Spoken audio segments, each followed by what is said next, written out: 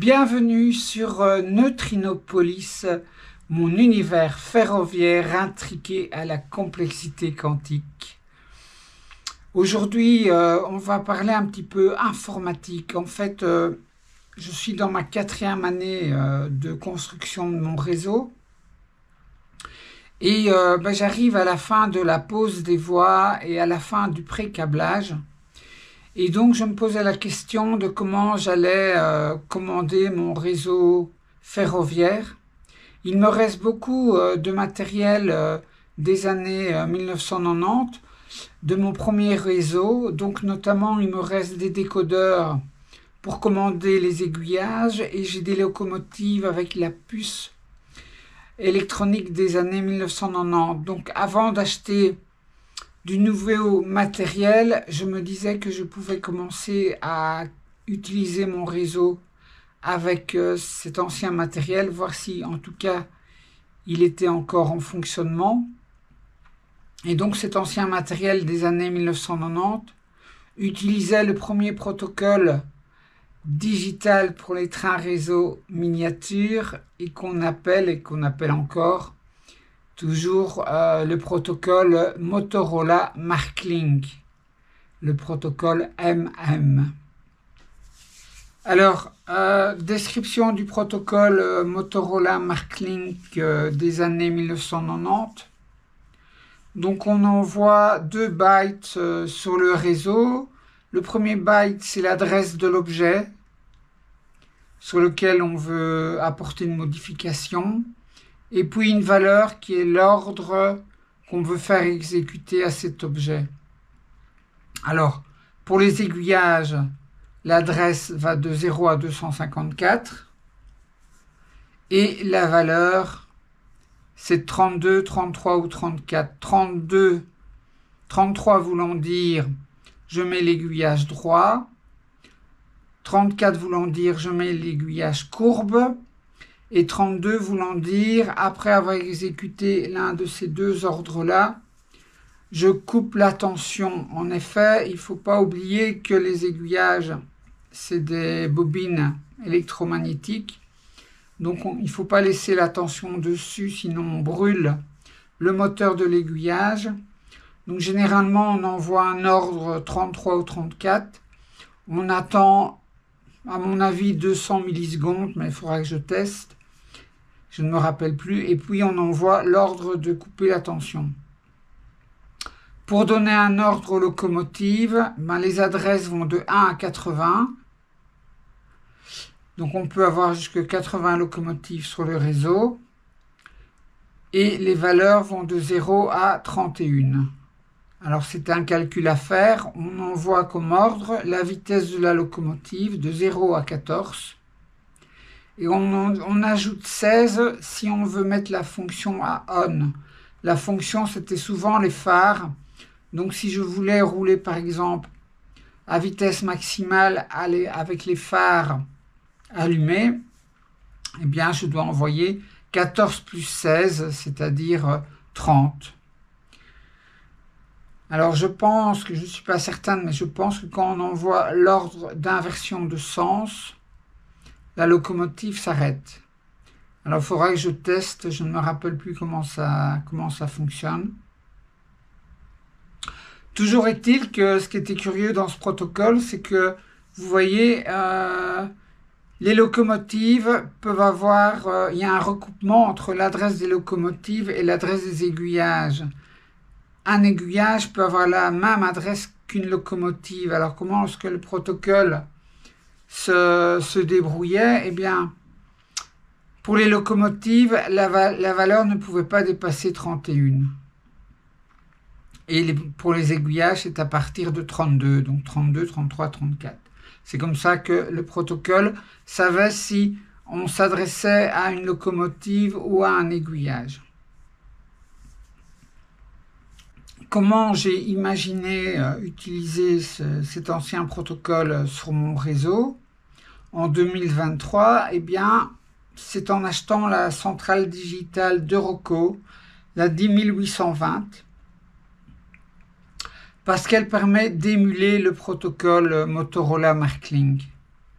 Donc, je commande la centrale via mon ordinateur. Pour ça, j'utilise le socket UDP avec le port 21105 ou 106. Donc, je donne des ordres à la centrale. Et puis, la centrale va émuler l'ordre que je donne et va envoyer l'ancien protocole sur le réseau.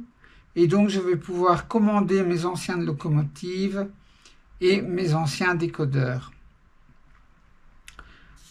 Alors, il me restait à voir comment j'allais pouvoir commander la nouvelle centrale digitale Rocco à partir de mon ordinateur. Et donc, j'ai téléchargé le protocole de communication, donc le Z21 LAN protocole. Et donc, dans toutes les commandes qu'on peut envoyer sur le socket UDP, eh bien, il y a une commande qui sert à émuler l'ancien protocole Motorola Marklink. Alors, il est ici. Voilà. Donc, vous voyez, LAN XMM, c'était pour Motorola Marklink, Write Byte. En fait, on envoie sur le socket un paquet de 10 bytes.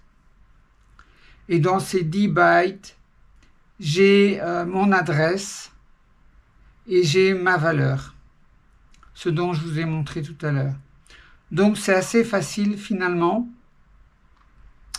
Et comme c'est un ancien protocole, les objets qu'on commande ne renvoient rien. Donc, il n'y a pas à aller lire sur le socket pour aller voir quelle est la réponse que donne le serveur digital à l'ordre qu'on a donné. Donc, il n'y a pas de gestion de retour des réponses. Donc, c'est assez facile.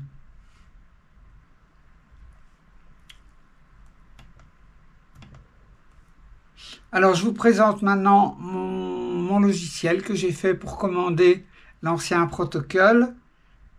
Donc, en fait, j'ai fait ça avec PHP. Donc, j'ai un serveur web HTML, PHP sur ma machine, qui est WAMP Manager. Donc, je lance mon serveur web. Et puis, à partir d'une page de mon Explorer, je vais pouvoir aller chercher mon application. Voilà. Voilà mon application Neutrinopolis. Alors, je vais vous expliquer les fonctionnalités de l'application. Et puis, en deuxième partie, je donnerai des détails plus techniques pour ceux que ça intéresse. Donc, quand on lance l'application, on arrive sur une page d'accueil. Pour l'instant, il n'y a encore rien sur cette page d'accueil. J'ai un menu commandé qu'on va voir, un menu configuration. Donc là, c'est pour changer des valeurs de l'application. Donc, pour l'instant, en fait, je simule le socket UDP puisque j'ai pas encore la centrale digitale. Donc quand j'envoie des ordres sur la centrale qui n'existe pas, j'ai chaque fois des erreurs. Donc pour empêcher d'avoir des erreurs, j'ai mis un mode simulation. Donc en fait, quand le mode simulation est actif, il n'envoie rien vers la socket, il fait semblant. J'ai également possibilité de mettre les erreurs de la socket à on, donc il va m'afficher toutes les erreurs qu'il y a sur la communication entre l'ordinateur et la centrale digitale. Et puis je peux activer un mode de debug, donc là je vous montrerai après, j'ai des menus supplémentaires pour voir les problèmes qui peuvent se passer. Et enfin, je peux quitter l'application.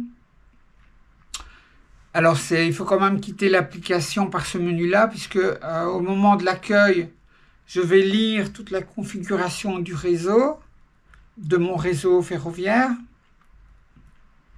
Et quand je quitte, en fait, il va sauver l'état du réseau ferroviaire, le nouvel état du réseau ferroviaire. Il va sauver ça dans des fichiers. Alors la commande principale, eh bien, c'est commander. Et c'est avec ça qu'on va diriger le réseau avec le protocole Motorola Marklink. Alors voilà ce que j'ai fait. Le premier tableau au-dessus, ce sont mes aiguillages. Donc dans mon réseau, j'en ai 17, donc de A jusqu'à Q. Alors, je peux soit donner l'ordre de changer un aiguillage avec la souris ou avec le clavier. Donc ici, j'ai un aiguillage A qui est courbe, il est rouge. Et si je clique dessus, il devient droit. Alors en fait, il est couplé avec l'aiguillage B. Donc l'aiguillage B a changé aussi parce que les deux aiguillages travaillent ensemble. Donc mon logiciel est déjà un petit peu configuré pour s'adapter aux spécificités de mon réseau. Alors si je tape par exemple sur P avec le clavier, ça fonctionne aussi. Hein. Voilà, le P a changé, il rechange, tac. Donc ça, ce sont mes aiguillages de A jusqu'à Q. Alors j'ai une commande pour les remettre tous droits. Ici, si j'appuie sur 1 ou je clique là, hop, ils se mettent tous verts. La même chose pour les mettre tous courbes. Voilà. Alors, ici, la commande droit F, c'est droit forcé, c'est-à-dire que j'envoie la commande pour les mettre tous droits, mais qu'en plus, si l'aiguillage était quand même droit, j'envoie quand même la commande. Donc, c'est la différence entre ici et là. Donc, le 1 droit, j'envoie la commande pour le mettre droit s'il est courbe, et je le mets droit. Mais s'il est déjà droit, j'envoie pas la commande sur le réseau. Ici, j'envoie quand même la commande, même si un aiguillage est droit, j'envoie quand même la commande « mets-toi droit ». Pourquoi? Parce que dans le cas où j'ai une inadéquation entre l'état de mes aiguillages réels sur le réseau et ce que l'ordinateur pense, je peux mettre tout le monde d'accord, je force, je les mets tous droits sur le réseau. Et même si l'ordinateur pense qu'il est droit, il envoie quand même de mettre l'ordre de se mettre à droite. Donc, je mets tout le monde d'accord et je réinitialise le réseau aux bonnes valeurs que connaît l'ordinateur. Et la même chose pour ici la commande courbe forcée. J'envoie la commande mettez-vous à courbe aiguillage et la commande est envoyée même si l'ordinateur pense que l'aiguillage est déjà courbé. Et comme ça, je mets tout le monde d'accord. Ça, c'était mon premier tableau. Alors, mon deuxième tableau, c'est le tableau des locomotives. Alors, une colonne, en fait, ce sont les commandes d'une locomotive. Alors, il y aura une photo. Pour l'instant, j'ai mis des petites photos que j'ai trouvées sur Internet, mais il y aura la photo de mes locomotives. Et puis, j'ai un curseur de vitesse. Voilà, donc ici, la locomotive, j'augmente sa vitesse jusqu'à 14. Je peux diminuer. Je peux changer son sens de marche. Donc ici, la locomotive va en avant. Si je clique, elle va en arrière. Et le curseur se remet à 0 parce que, je vous l'ai dit tout à l'heure, je pense que quand on change le sens de marche, évidemment, la locomotive s'arrête d'abord avant de changer le sens de la marche. Donc, le curseur revient automatiquement à 0 quand on change le sens de la marche. Et enfin, je peux allumer ou éteindre les phares de la locomotive avec la fonction que je vous ai montré tout à l'heure. La fonction qui se met on en ajoutant 16 à l'ordre. Donc j'ai fait ça pour 10 locomotives. Alors je pourrais paramétrer en diminuer ou augmenter en fonction de mes locomotives. Et alors la dernière colonne, en fait, ça commande toutes les locomotives. Donc je peux mettre la vitesse, par exemple, à 10 de toutes mes locomotives. Ou je peux arrêter en urgence, je peux arrêter toutes mes locomotives. Également, je peux mettre toutes les locomotives en avant, toutes les locomotives en arrière, allumer tous les phares des locomotives ou les éteindre. Voilà. Je verrai selon les besoins à changer cette application, mais je vais commencer avec ça. Je vais déjà pouvoir tester, une fois que j'aurai ma centrale digitale, je vais pouvoir tester mon ancien matériel et voir si je peux récupérer des choses et si je peux déjà faire tourner des trains sur mon réseau.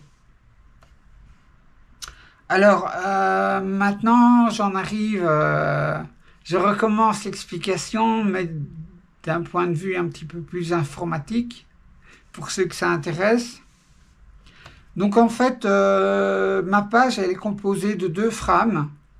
Donc, ici, j'ai une frame pour mon menu, et j'ai une deuxième frame pour mes tableaux. Donc mes menus, en fait, j'ai fait ça en JavaScript. Alors je vais vous montrer, je vais activer le mode debug. Et là, en mode debug, j'ai des menus supplémentaires qui étaient cachés, qui s'affichent. Donc là, je peux faire des tests, en fait. Je peux tester mes classes de programmation en lançant des pages. Et ici, le mode debug, je peux afficher mes fichiers d'état d'initialisation et après quand je sauve l'état de mon réseau. Donc par exemple, ici, je vais vous montrer, voilà, mes aiguillages de A jusqu'à Q. Eh ben, ici, ils sont tous à 0 dans le fichier de configuration. L'état de mes locomotives, et bien voilà, donc j'ai chaque fois pour chaque locomotive la vitesse, le sens et la fonction. J'ai en plus ajouté un commentaire qui décrit la locomotive et le lien vers une photo. Je peux, alors oui, voilà, ça c'est mon fichier de config avec les trois valeurs que je peux mettre dans la configuration de mon application. Et en fait, quand je passe d'un menu à l'autre, il passe en fait toutes les valeurs de l'application il sauve. À la fin d'une page, il sauve les valeurs dans la session et quand j'ouvre une nouvelle page, il va rechercher les valeurs dans la session. Donc, je vous affiche l'instance de toutes les valeurs qu'il y a dans mon application. Donc ici, je fais des tests et je vois que j'ai une classe, voilà, ma classe mon train est ouverte. La classe Z21 pour commander la centrale, le pointeur n'est pas nul, donc c'est bon. Voilà l'affichage, l'état de mes aiguillages au moment où je vous parle, l'état des locomotives au moment où je vous parle, et puis voilà des paramètres de débugage. Donc ça me permet de voir l'état de mes variables en direct à l'intérieur pour voir si tout fonctionne correctement quand j'ai un problème. Donc en fait tout ça, en fait ces informations, donc les aiguillages c'est une table et les locomotives sont également mémorisées dans une table. Et ces deux tables sont dans une classe et je sauve la classe, l'instance de la classe dans la session. Et chaque fois que j'ouvre une page, je vais rechercher la session. Donc dans chaque page, j'ai pas besoin d'aller chaque fois sur le disque rechercher les informations. Les pages se partagent toutes les informations qu'elles ont besoin pour gérer le réseau ferroviaire. Voilà, je pense que je vous ai tout dit. Donc en fait, la page d'accueil, ben, même s'il n'y a rien qui s'affiche, c'est une page importante puisqu'on va lire, si on n'a pas encore les informations, on va aller les chercher sur les fichiers de la fois précédente où on a joué au train, et puis quand on va quitter, on va aller sauver l'état du réseau, l'état des locomotives, la position des aiguillages sur le disque pour savoir retrouver le réseau dans un état correct. Alors la deuxième frame, en fait, les boutons des aiguillages et également des locomotives, c'est fait avec un input HTML checkbox et j'ai juste changé dans le fichier CSS la présentation de l'input pour avoir quelque chose qui me convenait. Donc je me suis basé d'abord sur quelque chose que j'ai trouvé sur internet et puis je l'ai amélioré pour que ça me convienne. Le curseur, oui, là le curseur, j'ai utilisé un curseur également que j'ai trouvé sur internet. Alors c'est une classe qu'on peut utiliser. Je vais vous montrer, donc c'est le site, voilà, c'est No UI Slider. Voilà, j'ai utilisé ça parce que pour le faire moi-même, 2.0, ça aurait été trop compliqué. Et voilà, le curseur me convient bien. Je n'ai pas réussi à changer la couleur au-dessus du curseur. Donc, en dessous, je l'ai mis en rouge et plus je monte, plus le rouge devient important parce que plus la vitesse augmente. Mais j'aurais bien voulu mettre une autre couleur au-dessus. J'aurais bien voulu mettre le curseur dans une autre couleur, peut-être en noir. Mais j'ai pas réussi encore. Peut-être que ce n'est pas possible avec cette classe de curseur. Voilà, je pourrais aller encore plus dans les détails, mais je pense que là, ça va devenir pas intéressant pour vous. Si vous avez des infos sur des questions, des infos, vous pouvez bien sûr échanger avec moi en dessous de la vidéo. Je serais très intéressé d'avoir votre avis. Voilà, c'est terminé pour aujourd'hui. Alors, il y aura, j'espère, des prochaines vidéos très vite. Je dois d'abord vous montrer l'environnement de mon réseau, c'est-à-dire la pièce dans laquelle j'ai construit mon réseau.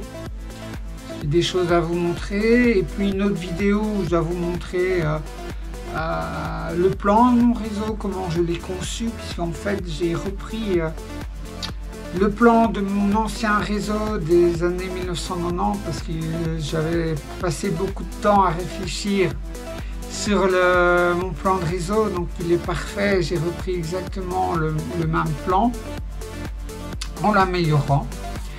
Donc j'ai des choses à vous montrer. Donc on se retrouve très vite et puis sur les rails de la créativité. Merci d'avoir embarqué avec moi et puis n'oubliez pas que la prochaine station, c'est la vôtre. Merci, à bientôt, salut, au revoir.